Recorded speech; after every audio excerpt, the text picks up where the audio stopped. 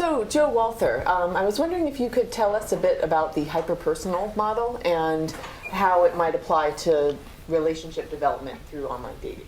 Well, the hyperpersonal model of computer-mediated communication talks about how people are able to develop greater intimacy and greater enjoyment and satisfaction through online communication relative to what they typically would be able to do in a similar setting that was face-to-face or through expanded media.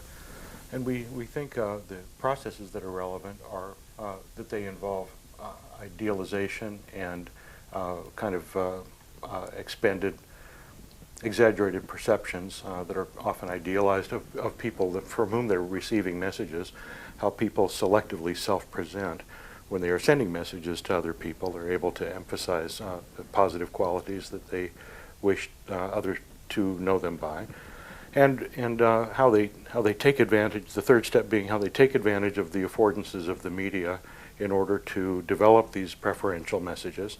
And then finally how the feedback among senders and receivers can mutually contribute to this enhanced idealization and continued transformation of both the selves and the relationship. And so this has some potential applications in communication related to online dating. The first might be in the construction of the profile, as you yourself have done work reflecting. Selective self-presentation is a process that is probably very much involved in how people put together the profile on a dating site by which they want people to come to know them. So the selectivity and the preferentiality and the construction of messages there, all of which are done in an asynchronous setting, can be very selective. What I think you yourself have done, Nicole, that's made a really nice contribution to that notion, is to talk about how people revise their online profile after they have gotten feedback through the experience of having met people offline on the basis of that online profile. That's when we start to see this dynamic take place of when the selectivity becomes more material and more influential once an interactive process starts. So I think that's the first place where it starts to really ramp up. Sure, and then what does the hyperpersonal model tell us about when people do meet face-to-face after that initial mediated exchange of emails or interaction online? That becomes a very dicey proposition. Yeah. Because the communication that takes place during the dating process prior to face-to-face meeting is subject to this idealization, then the prospects for what happens at a first face-to-face meeting are really prone to disappointment.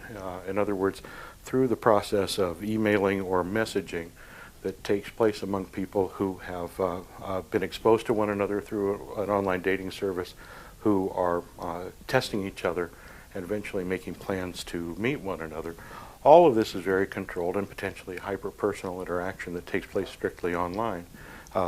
And because that is of great potential to reach inflated perceptions of one another, it might be very difficult for the reality of face-to-face communication to be able to meet those very, very high expectations. And there are some empirical studies that have approached those questions. Art Ramirez in particular has found that the longer people stay online in their communication, the greater the idealization they experience and the more disappointing a first face-to-face meeting is.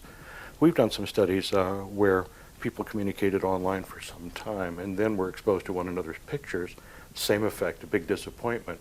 When people get to know each other online exclusively, then these big doses of reality sometimes don't work out so well. This is why I think the discovery that Monica Whitty made, that it's best in an online dating situation to make a contact and move it quickly to an offline meeting, seems to be good advice because of those hyperpersonal risks that we take by staying online. Great, thank you very much. You're welcome.